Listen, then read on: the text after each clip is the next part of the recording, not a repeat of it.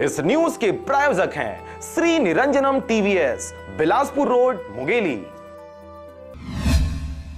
जिला विधिक सेवा प्राधिकरण मुंगेली द्वारा शनिवार को मुंगेली जिला एवं सत्र न्यायालय में नेशनल लोक अदालत का आयोजन किया गया था, जहां जिला सेवा विधिक प्राधिकरण द्वारा न्यायालयों में लंबित 470 लंबित प्रकरण व लगभग 1000 बिजली, बैंक व अन्य प्रकरणों को नेशनल लोक अदालत के समक्ष प्रस्तुत किया गया,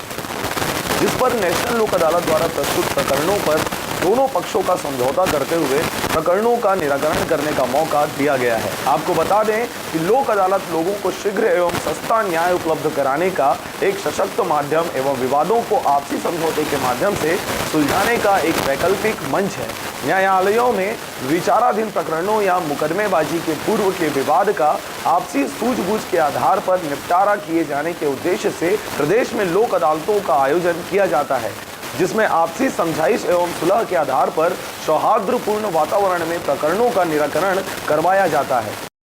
जिला विधिक सेवा प्राधिकरण मुंगेली के द्वारा 470 केस न्यायालय में लंबित प्रकरणों को रखा गया है और बिजली,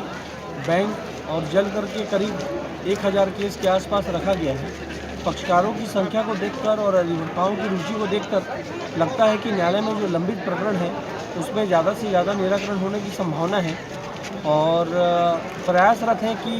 जितना पेंडिंग केस है उसका 50% कम से कम केस निपटे तो ये बहुत बड़ी सफलता होगी। हाँ, यदि वो आते हैं और इस बात के लिए सहमत होते हैं कि वो किस्त में भुगतान कर देंगे या